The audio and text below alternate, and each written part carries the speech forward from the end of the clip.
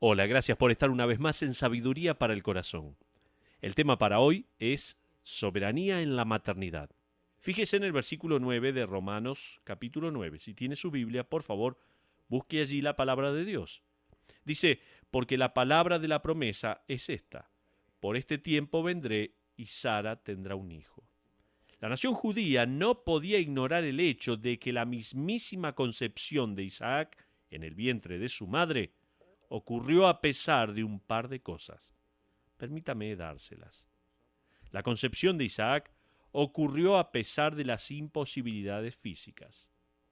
Génesis dice que Sara era estéril, Génesis 11:30, y que Sara ya había pasado la edad de tener hijos, Génesis 18:11, teniendo también en cuenta que ya tenía 99 años, como dice Génesis 17:17. Ella concibe y tiene un hijo. ¿Por qué? Porque Dios había hecho una promesa. Y Dios era soberanamente capaz de mantener su promesa más allá de que era físicamente imposible. Pero también la concepción de Isaac ocurrió a pesar de la poca fe. Regresemos a esta historia y veamos la soberanía de Dios obrando a pesar de la incredulidad. Vaya en su Biblia, Génesis capítulo 16, volvemos al comienzo de la Biblia, Génesis capítulo 16, y permítame armarle el escenario, por decirlo de alguna manera. Han pasado 10 años desde la promesa de Dios a Abraham que su descendencia superaría a las estrellas. Uno ni se puede imaginar la anticipación y las expectativas de Abraham. El nombre Abraham, antes que Dios se lo cambiara a Abraham, significaba padre ilustre. Imagínese a la gente visitando a Abraham y presentándose. Los nombres hebreos indicaban que era o qué hacía la persona, así que me imagino a la gente preguntándole, ¿cómo se llama? Y él respondería, padre ilustre. La gente respondería, usted sí que debe ser un padre orgulloso. Y Abraham probablemente agacharía la cabeza, patearía alguna piedra y respondería, bueno, no tengo ningún hijo. Por años pasó esto. Pero recuerde, Dios había prometido. Bueno, para cuando uno llega a Génesis capítulo 16, Abraham había dejado de decir, aún no tengo hijos. Tanto él como Sara han sido vulnerables a la tentación de tomar las riendas del asunto. Cuando uno duda la soberanía de Dios, instiga la soberanía propia. Lo que sucede cuando dudamos de la soberanía de Dios e instigamos a nuestra propia soberanía. Al continuar con esta historia de manera rápida, me gustaría sacar algunas cosas prácticas que no suceden cuando tomamos las riendas de cualquier asunto en la vida. Lo primero que sucede, si tiene un lápiz, un papel, un bolígrafo, tome nota por favor. Lo primero que sucede, algo que prepara la escena para comprometer o rebelarnos, es que racionalizamos nuestro resentimiento. Fíjese en los versículos 1 al 3 de Génesis capítulo 16. Dice la Biblia allí, Sarai, mujer de Abraham, no le daba hijos y ella tenía una sierva egipcia que se llamaba Agar. Dijo entonces Sarai a Abraham, ya ves que Jehová me ha hecho estéril, te ruego pues que te llegues a mi sierva, quizá tendré hijos de ella. Y Abraham, como líder piadoso de la familia, respondió, no, Sarai, debemos esperar en la promesa de Dios. Pero no fue así. El texto dice, y atendió a Abraham al ruego de Sarai. Y Sarai, mujer de Abraham, tomó a Agar, su sierva egipcia, al cabo de 10 años que había habitado Abraham en la tierra de Canaán, y la dio por mujer a Abraham su marido. Hasta ahí la porción por ahora. La nación de Israel no había pasado ni siquiera una generación y el enemigo ha tenido éxito en corromper la promesa. ¿Se dio cuenta la forma en que Sarai comienza el versículo 2? Dice, ya ves que Jehová me ha hecho estéril. Teológicamente hablando, tiene la mitad de la razón. El concebir es según la obra y propósito de Dios. es la creación de un alma inmortal. Desde la perspectiva humana, puede parecer un accidente, una dificultad o una tragedia a veces, pero no puede suceder sin el propósito soberano de Dios de traer vida a un alma que jamás morirá. Para que la concepción ocurra, se requiere el propósito de Dios, y para que no ocurra, también se necesita el propósito de Dios. Las condiciones médicas y físicas pueden parecer la causa principal de la fertilidad o esterilidad, pero detrás de esas condiciones está el Dios soberano que cumple con su propósito. En vez de confiar en los propósitos de un Dios soberano, Sarai se amarga, junta un resentimiento contra Dios. Ella, en efecto, dice: Dios me arruinó la vida. Dios se está anteponiendo entre lo que yo quiero. Y a eso le sumamos que ella toma las riendas de las cosas y decide que otra mujer que pueda tener hijos es mejor que una esposa que no puede. El enemigo se frota las manos con una sonrisa. Él va a corromper la nación que está por nacer. Va a anular la promesa de Dios. A propósito, uno sabe que está tomando las riendas de las cosas cuando comienza a rehusar vivir por las prohibiciones de Dios y esperar por sus propósitos. Sarai dijo: Dios no apareció. Ya han pasado 13 años y Dios debe necesitar ayuda. Es hora de ir y poner el plan B en marcha. Bueno, puede que eso suene bien, pero no es nada más que racionalizar religiosamente la rebelión que uno tiene. Quizás en este momento usted esté racionalizando rebelión. Tal vez en su negocio pensando: Dios no se va a enojar. En su vida personal, tal vez en su vida privada, pensando: seguro que Dios quiere que no me falte nada. Nunca antes estuve más feliz. Seguro que Dios quiere que sea feliz. O tal vez en el mundo secreto de su imaginación, mientras está pensando: por lo menos no lo estoy llevando a cabo. No lo estoy haciendo, no estoy lastimando a nadie. Seguro que Dios está contento con mi autocontrol. Tal vez usted está pasando por esta situación. Está racionalizando su rebelión contra Dios. Sarai usa palabras espirituales, pero ella está actuando en su rebelión contra Dios y le da consejo impío a su marido Abraham, y él acepta el rol de la rebelión contra la promesa de Dios. Pero en segundo lugar, cuando tomamos las riendas nosotros mismos, no solo racionalizamos nuestro resentimiento, sino que arruinamos relaciones con otros. Fíjese en el versículo 4 de Génesis 16. Dice: y él se llegó a Agar, la cual concibió, y cuando vio que había concebido, miraba con desprecio a su señora. Al menos 3 relaciones fueron profundamente afectadas por esta rebelión. Por ejemplo, la relación entre Sarai y Agar. Había una rivalidad amarga. En segundo lugar, Sarai y los hijos de Agar. Isaac, el padre de la nación judía; Ismael, el padre de las naciones árabes.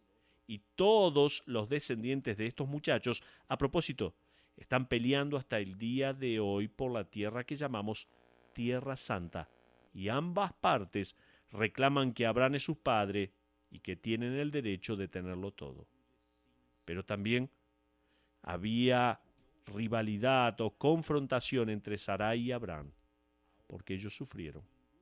Fíjese lo que dice el versículo 5. Dice: entonces Sarai dijo a Abraham: mi afrenta sea sobre ti. En otras palabras: Abraham, esto es todo culpa tuya. Bueno, en cierta manera es culpa de Abraham. Él sabía que estaba equivocado. Sarai sabía que estaba equivocado. Agar sabía que ambos estaban equivocados. Todos sabían que no era lo correcto. Pero a esta altura, tenemos todas las razones para creer que esta nación Israel no lo va a lograr. Y no lo hubiera logrado de no ser por el hecho de que Dios es soberano. Pero hay una cosa más que sucede cuando tomamos nosotros las riendas. No solo racionalizamos nuestra rebelión con palabras piadosas, no solo arruinamos relaciones, sino que también rehusamos creer en las palabras de afirmación que Dios nos da. Fíjese en el versículo 5 de Génesis, ahora capítulo 17. Dios habla nuevamente a Abraham y le dice: y no se llamará más tu nombre Abraham, sino que será tu nombre Abraham, porque te he puesto por padre de muchedumbre de gentes. Oh, imagínese esto. Uno tiene 99 años y Dios le cambia el nombre, de padre ilustre a padre de multitudes. Fíjese en el versículo 15. Dijo también Dios a Abraham: a Sarai tu mujer no la llamarás Sarai, mas Sara será su nombre. Sara literalmente significa princesa. Ella recibió este nombre porque el versículo 16 nos dice así: y la bendeciré y también te daré de ella hijo. Sí, la bendeciré y vendrá a ser madre de naciones. Reyes de pueblos vendrán de ella. Entonces Abraham se postró sobre su rostro y adoró a Dios y se levantó y comenzó a cantar. ¡Oh, qué fidelidad! ¡Oh, qué fidelidad! No, no pasó eso. El texto dice esto: entonces Abraham se postró sobre su rostro y se rió, y dijo en su corazón: a hombre de 100 años ha de nacer hijo, y Sara, ya de 90 años, ha de concebir. Eso dice la porción de la palabra de Dios. Cuando uno toma las riendas del asunto, este libro de afirmaciones, esta Biblia, le va a parecer locura. Cuando Sara escuchó las palabras, se rió también. Fíjese lo que dice el capítulo 18, versículos 13 y 14. Entonces Jehová dijo a Abraham: ¿por qué se ha reído Sara diciendo: ¿será cierto que he de dar a luz siendo ya vieja? ¿Hay para Dios alguna cosa difícil? En otras palabras, tu problema, Abraham, es que no entiendes la soberanía. Dios hizo que Abraham y Sara pasaran la edad de tener hijos para que no pudieran tener mérito alguno por el comienzo de esta nación judía. Sería más que claro que fue su poder y su propósito y su soberanía sobre las cuestiones de la humanidad. La soberanía de Dios se manifiesta a sí misma, incluso en la maternidad. Él determina la concepción, la vida, el tipo de persona, el aspecto físico de esa persona desde que está en el vientre de la madre, desde el momento en que va a nacer, la generación, la familia, la nación y cuál sea ese bebé que va a nacer.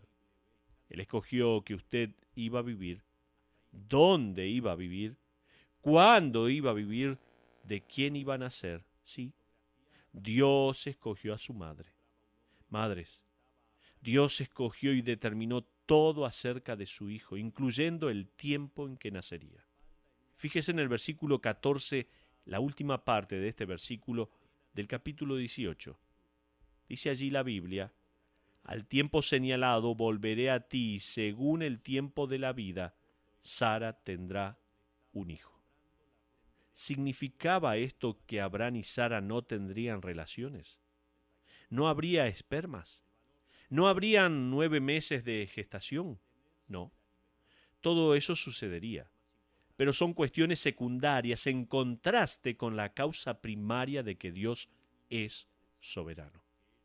Pablo dice en Romanos capítulo 9 que el hecho de que la nación existe es el resultado de esta inconcebible concepción. Qué irónico, ¿no? De una madre y un padre que ya tenían que usar un bastón. La soberanía de Dios se muestra hasta la maternidad.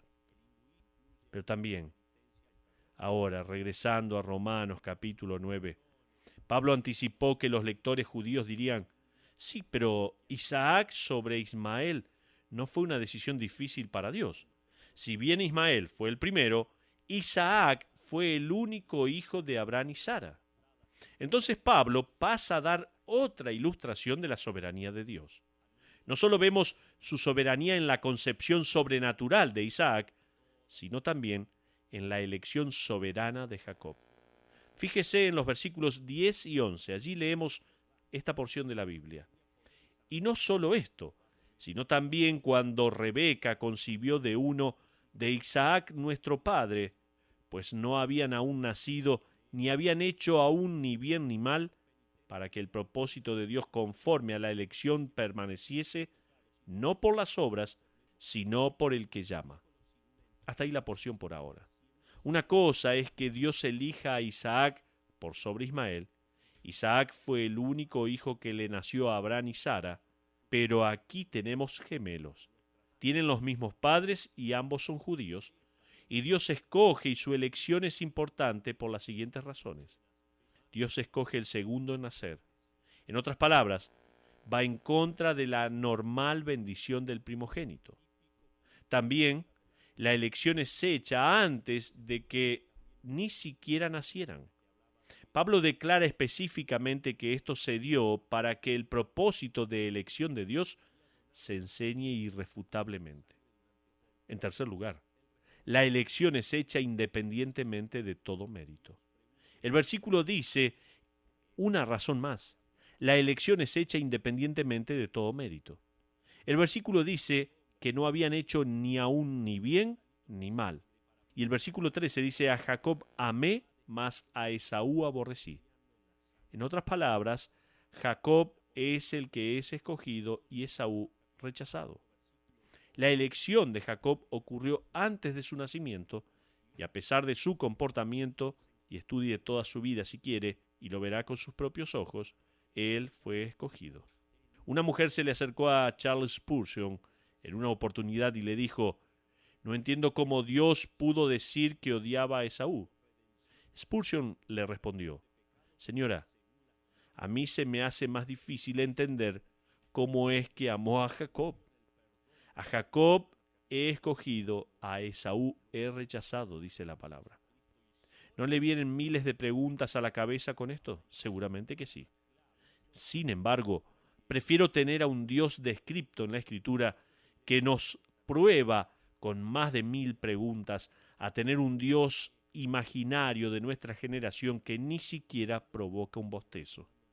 Al leer este versículo, uno inmediatamente quiere decir: pero no es justo. Eso es exactamente lo que Pablo pensó que uno iba a pensar. Así que continúe con el versículo 14. Dice: ¿qué pues diremos? ¿Que hay injusticia en Dios? En ninguna manera. ¿Qué quiere decir Pablo con esto? Vamos a hablar de eso en el próximo programa.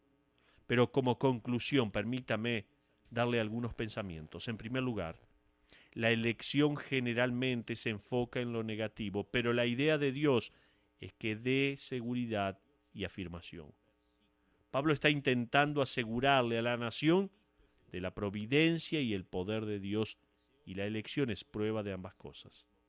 En segundo lugar, los cuestionamientos negativos acerca de la elección muchas veces empañan las implicaciones positivas de esta doctrina.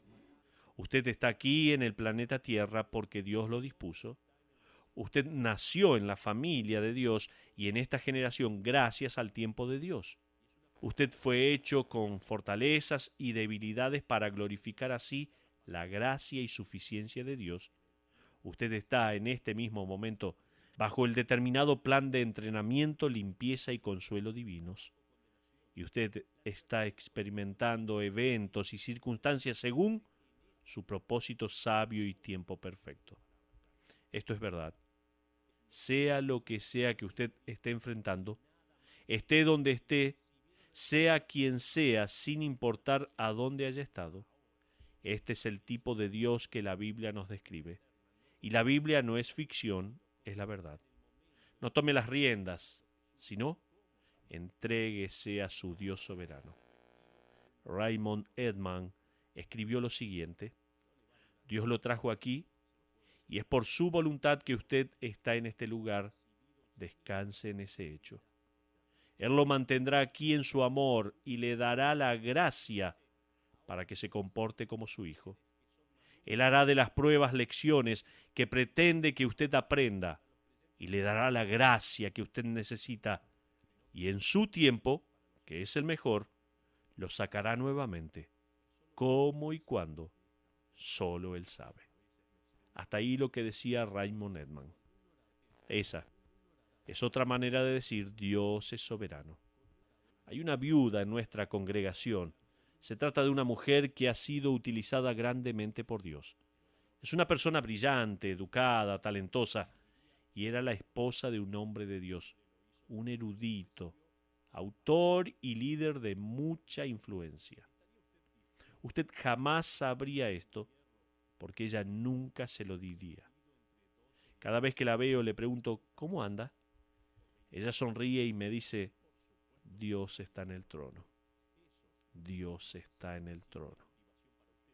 Nosotros jamás podremos contestar todas las preguntas y dudas en cuanto a la elección y la soberanía de Dios sobre el hombre.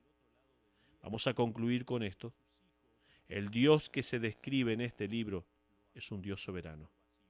Y nosotros o lo podemos hacer eco de lo que dice Job, capítulo 11, versículo 7 y 8. ¿Descubrirás tú los secretos de Dios? ¿Llegarás tú a la perfección del Todopoderoso? Es más alta que los cielos. ¿Qué harás? ¿Qué podemos hacer? Podemos creer en esta descripción y decir, Dios está en el trono.